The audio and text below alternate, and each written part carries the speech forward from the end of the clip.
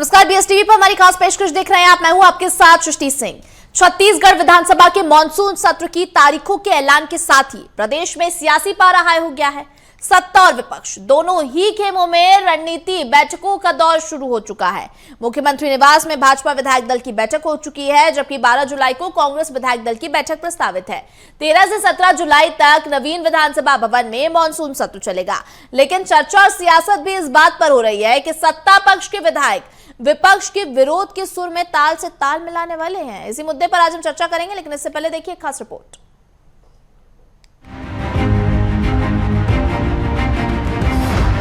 13 से 17 जुलाई तक विधानसभा का होगा मॉनसून सत्र।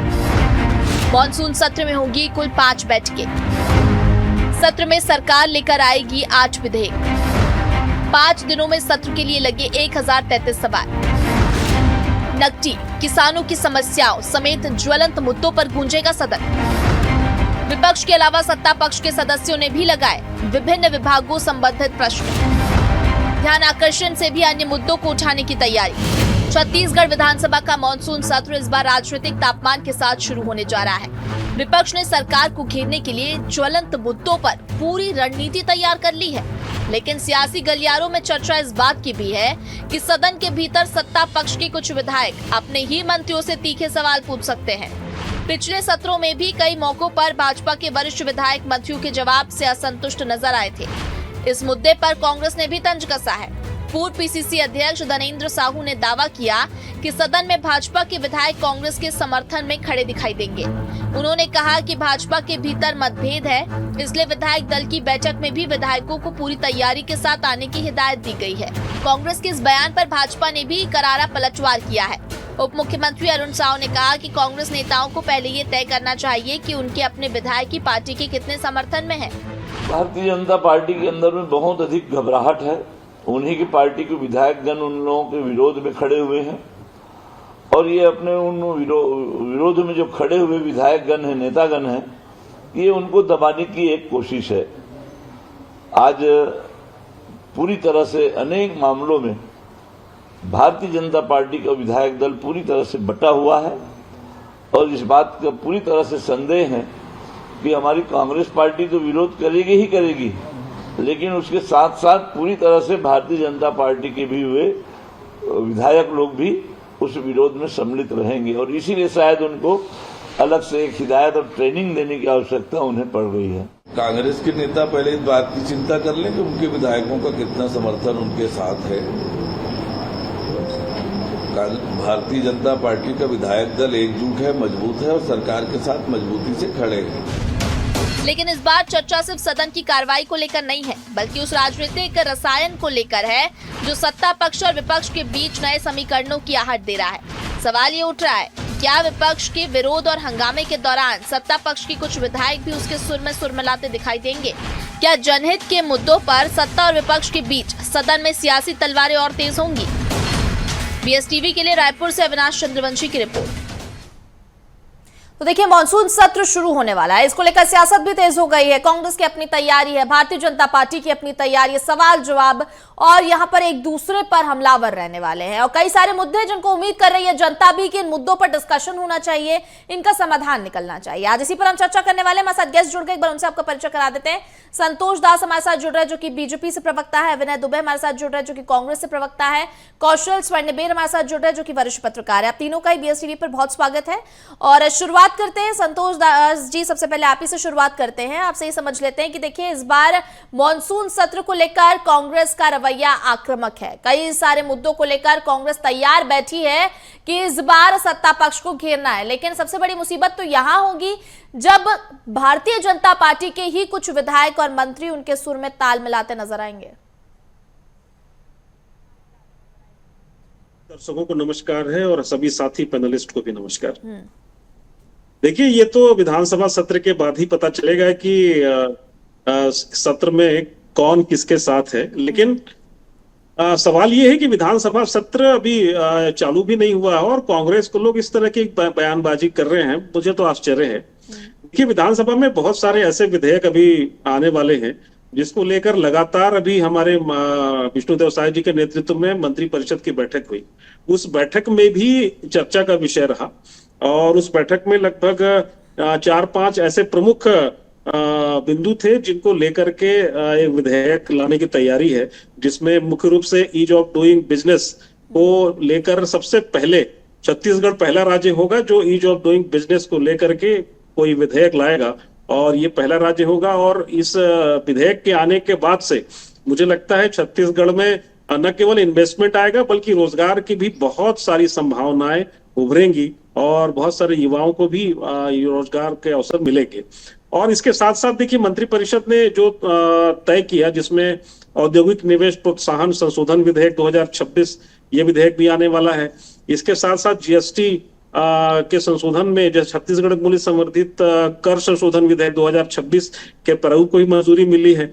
और इसके साथ साथ जो जल प्रदूषण को लेकर के जो प्रदूषण निवारण और नियंत्रण संशोधन विधेयक 2026 है, ये भी आने वाला है। तो कुल मिलाकर बहुत व्यापक तैयारी है भारतीय जनता पार्टी के सरकार की, और इस व्यापक तैयारियों में मुझे लगता है सारी पूरी सरकार शामिल है, और हमारे जो विधायक हैं बहुत उत्साहित हैं इस विधानसभा सत्र को लेकर के। और कांग्रेस के लिए तो मुझे लगता है ये चिंता का विषय होना चाहिए, क्योंकि अभी हाल ही में कांग्रेस चिंता नहीं कर रही, कांग्रेस भी काफी उत्साहित है। संतोष जी, कांग्रेस भी काफी उत्साहित है, और जैसा आपने बताया ईज ऑफ डूइंग बिजनेस को लेकर इन्वेस्टमेंट अपॉर्चुनिटीज की बात आप कर रहे हैं, इस पर भी कांग्रेस का तर्क है कि इन्वेस्टमेंट के नाम पर उद्योगपतियों को जमीन बेची जा रही है। देखिए अभी तो गांव बसा नहीं, और बताइए प्रोपेगेंडा शुरू हो गया।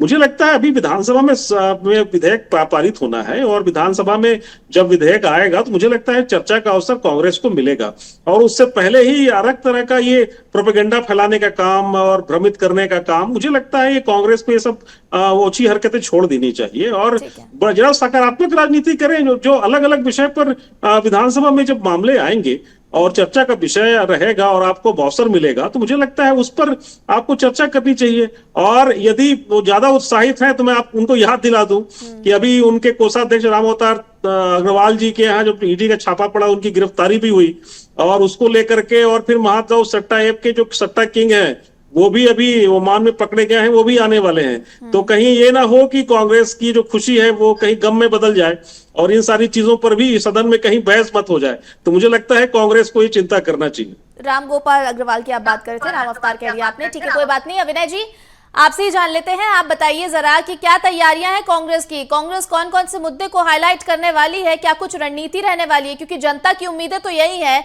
जितनी उम्मीदें जनता सत्र के दौरान सत्ता पक्ष से करती है उतनी उम्मीदें विपक्ष से भी करती है कि जो सुविधाओं से वंचित रह गई है जनता, उन मुद्दों को उठाएगी कांग्रेस और मुद्दों को विपक्ष उठाएगा और इसके साथ उन पर समाधान होगा। तो क्या कुछ तैयारियां हैं, जरा बताइएगा। निश्चित तौर पे कांग्रेस पार्टी पूरी एकजुट है, और जितने हमारे विधायक दल के नेता हैं, जितने भी हमारे विधायक हैं, सब एकजुट है। और चाहे बिजली बिल का मुद्दा हो, चाहे सड़क पानी भरने का मुद्दा हो, चाहे नवीन रक्ति गाँव का मुद्दा हो, उन सब मामलों में हम कहीं ना कहीं जाकर के बीजेपी घेरेंगे। अभी मेरे मित्र संतोष दास जी ने बात कही महादेव ऐप की। संतोष भैया 2 मिनट समय निकाल के ना गूगल करना कि महादेव ऐप अभी भी चालू है बंद है। गूगल को लेकर महादेव ऐप चालू है, अगर महादेव ऐप चालू है उसका पैसा कमीशन कौन ले रहा है? सरकार तो आपकी है, केंद्र में आप हो, राज्य में आप हो, तो अभी अगर महादेव ऐप कंटिन्यू चल रहा है उसका पैसा कमीशन कौन खा रहा है? दूसरी बात, इन्होंने जो बात कही, अभी सार्वजनिक तौर पे जो इनके विधायक हैं ईश्वर साहू जी साझा वाले, उनका फोटो नहीं छपा। योग दिवस में वो पूरा लताड़ दिया सरकार को। रोहित साहू जी जब राज्य में प्रोग्राम हुआ था, खाने की व्यवस्था नहीं, रहने की व्यवस्था नहीं, ट्रेन की व्यवस्था नहीं, पूरा व्यवस्था था, सरकार सहित अधिकारियों को झाड़ दिए।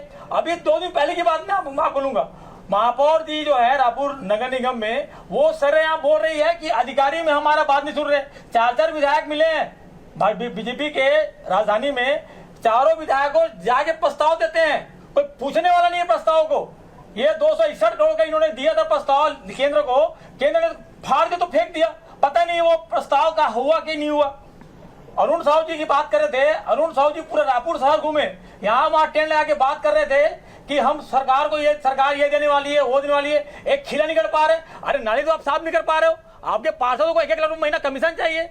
दूसरी बात, ब्रिजमोहन अग्रवाल जी सांसद हैं, 1.5 दर्जन पत्र लिख चुके हैं, केंद्र में भी और राज्य में भी। बताइए उनको क्या होता है? जो ब्रिजमोहन जी बोलते हैं उसके उलट ये काम करते हैं।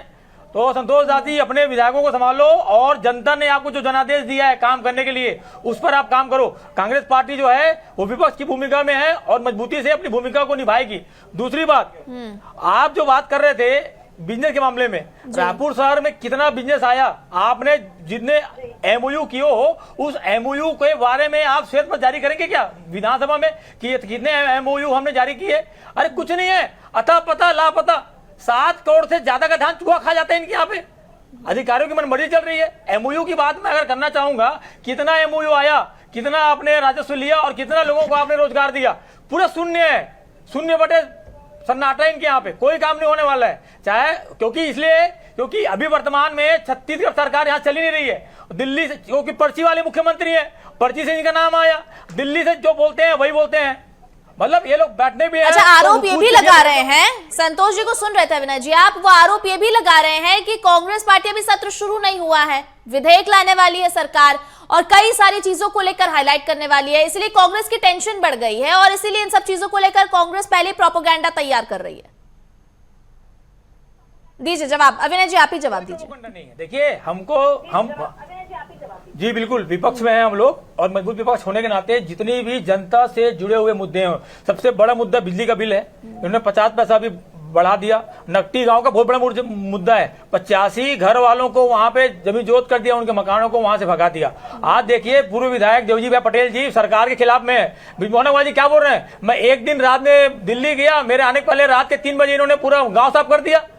तो इनके यहाँ असंतोष ज्यादा है, भरा हुआ है। बड़ा दिक्कत क्या है इनके यहाँ पे कि जैसे कि अजय चंद्राकर जी हैं, अब बिलासपुर के जो अपने विधायक हैं, ऐसे कई सारे विधायक जिनको मंत्री नहीं बनाया वो आपस में गुलगुला रहे हैं। रात के 12 बजे सबको वहां बुला लिया राजभवन में कि मंत्रिपरिषद का नया गठन हो रहा है, पता नहीं चल रहा है। तो इन लोग आपस में इतना सिर फुटो बोले ना, साथ एकदम आपको मुद्दा बता रहा हूं मैं, जो हमारे ब्रिजमोहन अग्रवाल जी हैं और इनके जो गजेंद्र यादव जी हैं, दोनों के बीच जो जूता बाजार चली थी, उससे आप अंदाजा लगा लीजिए कि वर्तमान में भारतीय जनता पार्टी की सरकार छत्तीसगढ़ में कैसी चल रही है। ठीक है, हमारे साथ कौशल स्वर्णबेर जी भी जुड़े हुए हैं जो कि वरिष्ठ पत्रकार हैं। कौशल जी आपका भी रुख कर लेते हैं, आपसे भी समझ लेते हैं कैसे देखते हैं इन चर्चाओं को आप, और मॉनसून सत्र की तैयारियां अपनी अपनी है, सत्ता पक्ष की अपनी है, जवाबों के साथ तैयार। एडीपी से अरुण साहू को हम सुन रहे थे कि विपक्ष जितने सवाल लाना चाहता है लेकर आए, हम तैयार हैं जवाब देने के लिए, और विपक्ष की भी अपनी तैयारी है। लेकिन कौन कौन से मुद्दे एक्चुअल में है जिनको लेकर मॉनसून सत्र में चर्चा होनी चाहिए, जनता उम्मीद कर रही है कि उन पर चर्चा हो और इसी के साथ उनका समाधान निकाला जाए, आप कैसे देखते हैं इसे और क्या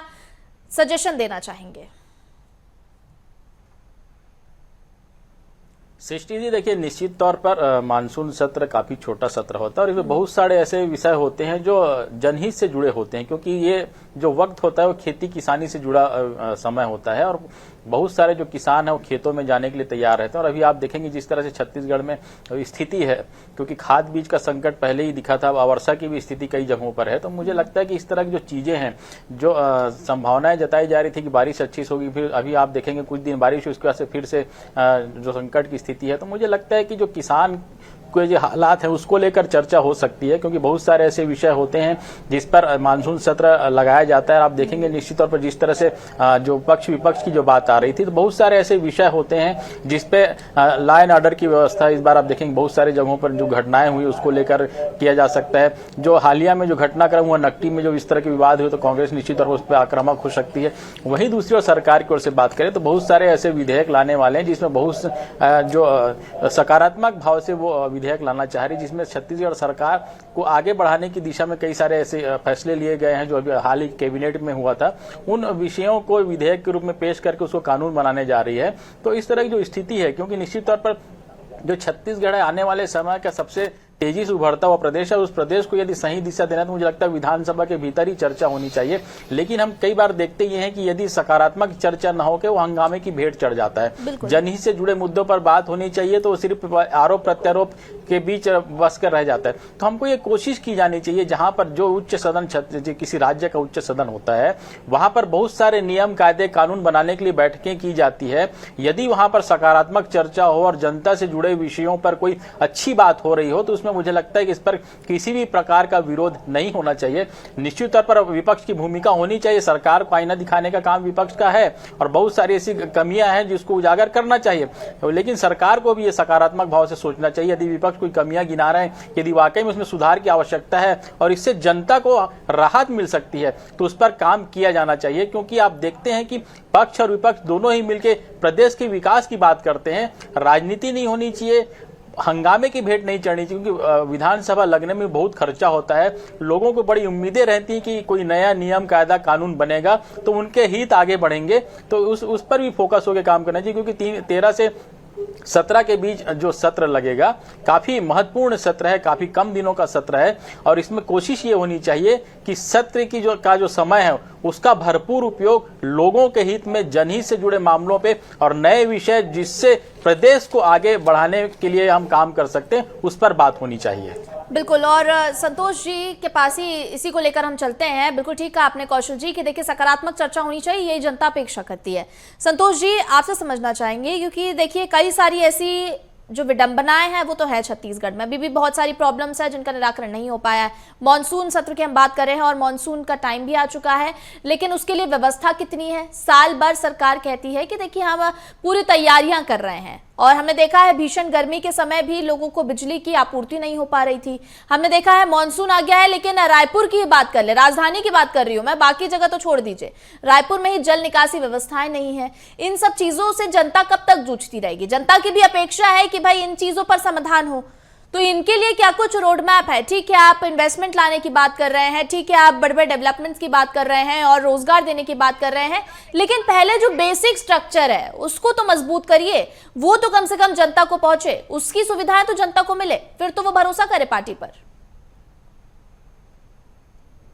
सृष्टि जी देखिए, जो आधारभूत संरचनाएं हैं और जो बेसिक रिक्वायरमेंट है उसको लेकर के सरकार लगातार प्रयास कर रही है, और खासकर अभी बरसात के समय में, मानसून के समय में रायपुर नगर निगम के आपने जिक्र किया, आपने जल भराव का जिक्र किया, तो निश्चित रूप से जितनी तेजी से राहत और बचाव कार्य किए जाने थे सरकार ने और निगम अमले ने मिलकर के उस काम को पूरा किया है।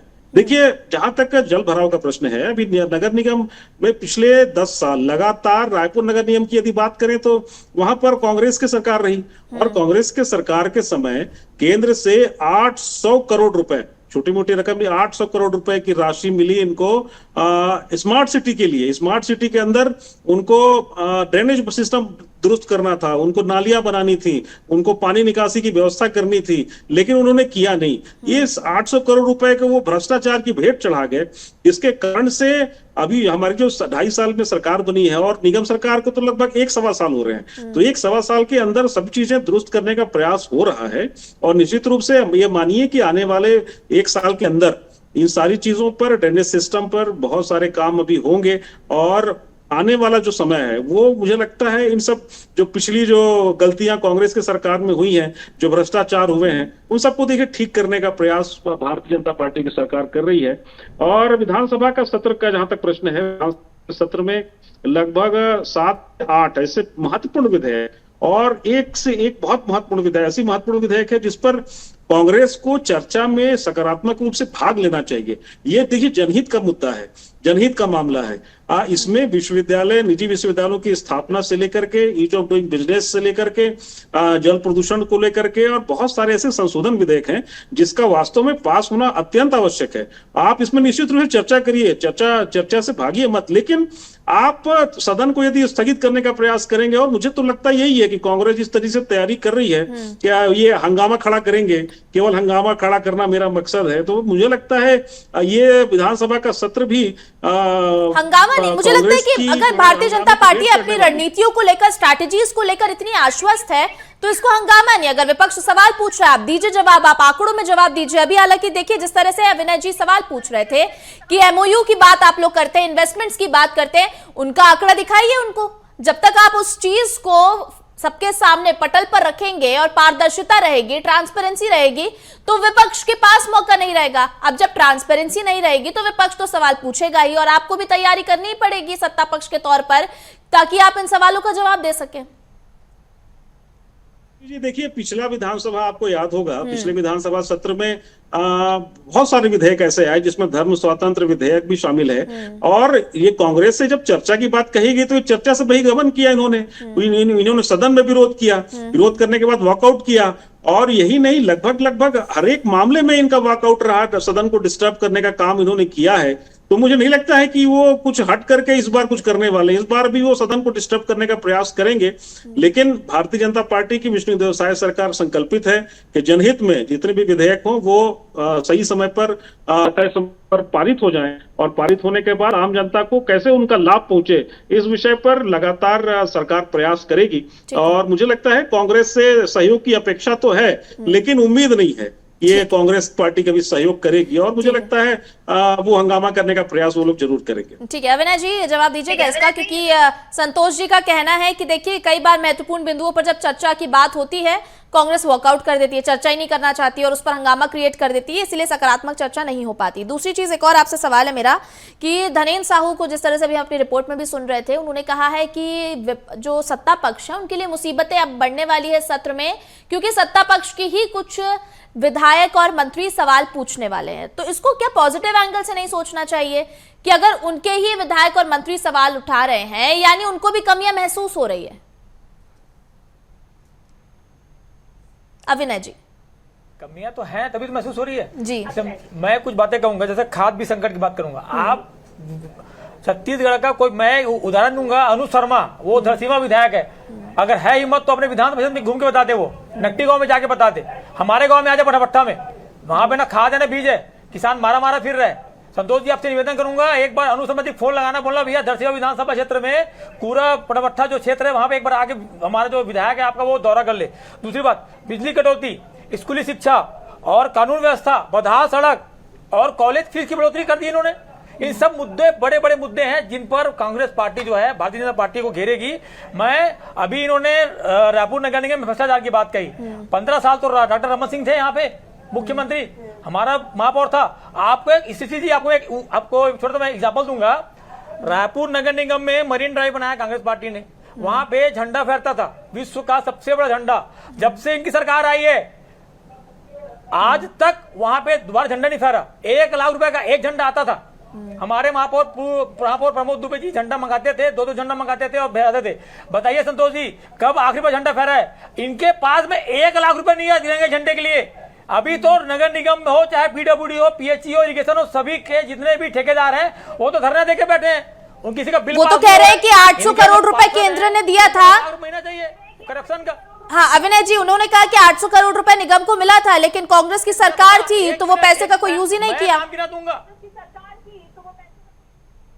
बिल्कुल संतोष जी, अगर रायपुर होंगे तो जान जाएंगे कटोरा तालाब किसने बनाया, कारितला बुनियान किसने किया। रायपुर दक्षिण में 17 गार्डन के पूरा जमी जो था उसको हमने काम किया। सड़क की बात करूंगा आपको, जो अपना भैया बता देंगे, आप हमारे जो कौशल भैया, पुजारी पार्क से लेकर के टैगोर नगर तक एक सड़क नहीं थी। 15 साल रहे मुख्यमंत्री, सड़क नहीं बना पाए थे। वहां का सड़क, वहां की नाली हमने बनाई। आज स्मार्ट सिटी में आप घूमने चाहिए। ठीक है अविनाश जी, सुना मैंने आपको।